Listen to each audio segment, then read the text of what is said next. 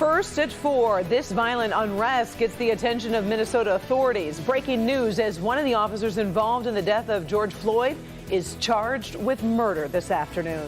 Here at home, these protesters are frustrated with a confrontation caught on tape in Washtenaw County.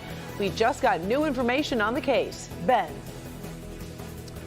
Karen, the drier air already here. The cooler air is sure to follow as we head towards the upcoming weekend, but it doesn't look like we're going to be completely dry. We'll look at our rain chances for Saturday and Sunday right now. First at 4. Local 4 News starts now with a breaking news alert. It is a very busy Friday afternoon. Good afternoon, everyone. I'm Karen Drew. We do have breaking news with protests connected to the death of George Floyd in Minneapolis and a confrontation caught on tape in Washtenaw County. Starting on the left side of your screen, we're monitoring a march against police brutality that's just getting started at Detroit Police Headquarters. Protesters also gathered in Ann Arbor to share their frustration over a deputy seen on tape punching a woman. And overnight, parts of Minneapolis went up in flames over the death of George Floyd. Let's get to Kimberly Gill. And Kim, this afternoon, one of the officers involved in Floyd's death has been arrested. Yes, finally. That's right, Karen. But Minneapolis has been a powder keg for the past 3 days now. Overnight, though, when a local prosecutor said charges would take a while, things really ignited. And now that prosecutor is bringing charges against one of the 4 officers fired, as you said. The former officer arrested, his name is Derek Chauvin. He's the man seen kneeling on Floyd's neck while Floyd was handcuffed and saying he could not breathe. Chauvin is charged with third-degree murder and manslaughter. The arrest comes hours after parts of Minneapolis went up in flames. The city's 3rd police precinct was destroyed as a protest turned into a riot. Minnesota's governor calls this one of the most difficult weeks in the state's history. The prosecutor who wanted more evidence just last night now says he has what he needs. This is by far the fastest we've ever charged a police officer, okay? Normally, these cases can take 9 months to a year. We have to charge these cases very carefully because we have a difficult burden of proof. Right now, the 3 other officers involved in Floyd's death have not been arrested. The prosecutor says the investigation is ongoing and he expects charges, but he would not get any more specific right now. So, Karen, the big question, will the charge of third-degree murder be enough to calm the tensions on the streets of Minneapolis? We are tracking all the reaction. We'll have more coming up on the news tonight at 5. All right. Thank you, Kim. A lot of people are talking about the arrest of a reporter who is covering the unrest in Minneapolis very early this morning. Minnesota State Police detained CNN correspondent Omar Jimenez, his producer and photographer. Police say they were being detained because they were told to move away from a protest and did not. They were released about an hour later. Reporter says things never got tense, but he is glad about one thing. What's happening isn't new, it's being filmed. And that speaks to the power of having something happen on camera, because you can have people speak up for you without you saying anything. And that gave me a little bit of comfort knowing that you guys saw what was happening, I was living what was happening, and the country was seeing what was happening unfold in real time right before their eyes. The governor of Minnesota apologized to the president of CNN for that arrest. President Trump's reaction to the unrest is also fueling his battle with Twitter. In a tweet overnight, the president called the protesters thugs and said, in part, we will assume control, but when the looting starts, the shooting starts. Well, Twitter slapped a warning on that tweet, saying it violated the platform's rules for glorifying violence. The tweet was not removed because Twitter says it may be in the public interest to remain available. This afternoon, the president tweeted clarification, saying what he said earlier was not a threat, but a statement, meaning that looting can lead to more dangerous outcomes. We're getting our first look at new video just released by the Washtenaw County Sheriff's Office in the case of a sheriff's deputy punching a woman. Body cam video shows the confrontation between the woman and the sheriff's deputy. Now, this is video of the incident from earlier this week. Shatina Gradiel was released from custody today after a request by the prosecutor. The Washtenaw County Sheriff's Department says being transparent in the situation is their first priority. We have always committed ourselves to being open and engaged, and making sure that our understanding that our relationship is built on the trust we have with the community. And that was fractured on that night. And we've always been committed to the fact that our organization will not be defined by any one moment. This comes as the department has seen 3 straight days of protests over the video. Today, protesters marched outside of the sheriff's office. Now we have a crew going over that new video that just came in, and we'll have more on that tonight at 5.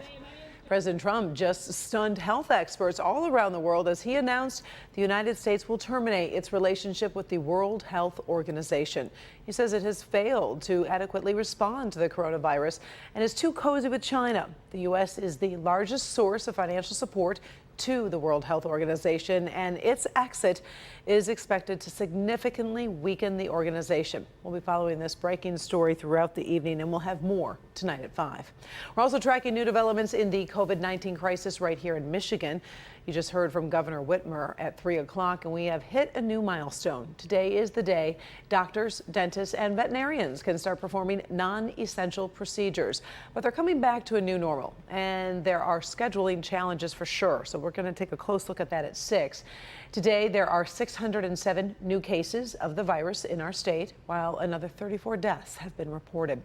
Today, Governor Whitmer created a Michigan Workforce Development Board to help workers and the struggling economy. The state is also stepping up efforts to fight the virus in nursing homes. We now are partnering with district response teams led by the Michigan State Police and local health departments to expedite testing of nursing homes across the state. In addition, we have infection prevention and assessment teams, or IPRAT we call them, and they've been working with local health departments to do assessments of nursing facilities throughout the state. We'll have more from the governor at 5. Next week, Governor Whitmer will testify in a remote congressional hearing about how governors are battling the COVID-19 pandemic. More signs. Michigan is reopening. Take a look at this. It's Somerset Collection in Troy joining the growing list of local malls back in business. Now, no matter where you shop, remember all stores may not be ready to reopen. Retailers are open by appointment only, with limits on how many customers can be inside, and social distancing rules, of course, apply. Even though it looks like that crowd right there wasn't following that 6-foot rule. Call ahead. Make sure you know what to expect. Well, even though the Detroit Grand Prix scheduled for this weekend is canceled, the water at Belle Isle's Scott Fountain is flowing for the first time this year. The Grand Prix partnered with DTE Energy and the Department of Natural Resources to open the fountain. The reopening comes as the Scott Fountain turns 95 years old on Sunday. Let's take a moment to take a look at our forecast. Cooler air moving into Metro Detroit. Meteorologist Ben Bailey tracking the change for us. Hi there, Ben. Yeah, Karen, if you had the AC on for much of the week, it's probably going to get a break as we head into Saturday and Sunday. You can already feel the humidity has gone away, and now the cooler air is going to be following very shortly after. Let's take a look at 4 Live radar. The last of those showers are exiting the east side, and as those pull away, we are seeing sunshine.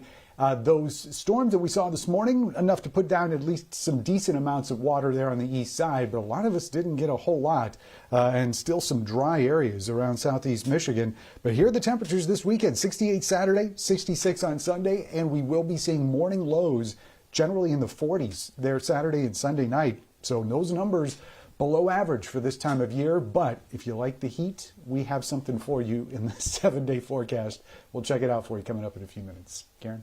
All right, thank you, Ben. For nearly 20 years, a band of merry players in Royal Oak have brought the works of William Shakespeare to life with the Shakespeare in the Park performances. Well, this year, the Park is Dark performance is canceled. But as Paula Tubman reports, while you will not be able to watch the plays, you will have an opportunity to become one of the players in your own home. A warm summer night can easily be transformed into a Midsummer Night's Dream or The Tempest, as the Shakespeare Royal Oak Theatre Company brings the words of the bard to life. Sir, my liege, do not infest your mind with beating on the strangeness of this business. And for the first time ever, the company has canceled its season because of the continuing threat of COVID-19. Despite the open-air theater, the virus is a bigger villain than William Shakespeare could ever pen. But in many ways, the show must go on. And so instead of actors, the public is invited to channel their inner Shakespeare in a grand pivot, workshops, a virtual summer camp for children and adults as the company teaches its craft to you with a virtual bard series. The big mistake people make with Shakespeare is that they consider it literature and not something that's alive. And Very much. Make her amends, she weeps. There is a cost, nominal compared to summer camp and similar workshops, but the dividend is high. For high schoolers, for instance, getting a jump on their required reading lists, adults having fun like a child, and children being entertained during Zoom conference calls. Day one, we're going to be performing for one another, getting comfortable with that, and then getting into scenes. My dear lady, Disdain, are you yet living? is it possible Disdain should die? Will she have such meat food to feed her to Senor Benedict? It looks like the Brady Bunch, you know, all those tiles on Zoom. A lot of times, young people are told that they're too young to understand it, too young to enjoy it, and we all know that really that's not the case. That an actor can actually understand one of these plays a lot better than your English teacher can. Because you're in there, you're doing it, you're doing all these fun, exciting things, you're saying the beautiful words. And yes, for your final, the player becomes the thing. I'd rather hear my dog bark at a crow than a man swear he loves me. We can end it with a virtual performance. There will be costumes. I mean, I'm going to encourage people to get creative and, you know, throw a silly background out there because that'll be part of their interpretation. We want to inspire other talents, people who are just getting into it and learning about it. And we want to offer them this bridge during this pandemic time so that we can share it together, even if it's online. There is no limit to the imagination. So much fun. Registration is going on now. It ends on Monday for the first round of workshops. So get thee to a nunnery, or at least to the virtual bard. Paula Tutman, Local 4. There are 4 different workshop series for different age groups. We'll put a link to register for those workshops on our social media platforms, including the entertainment page at clickondetroit.com. Still ahead, first at 4, the retail landscape will never be the same even when the coronavirus is gone. A troubled department store reveals what is going on next. Religions around the world are struggling with safety right now, but one church is refusing to change something that goes against medical advice. We'll explain. And a Michigan man being detained in Russia undergoes emergency surgery. Why Paul Whelan's family is more concerned than ever about his safety.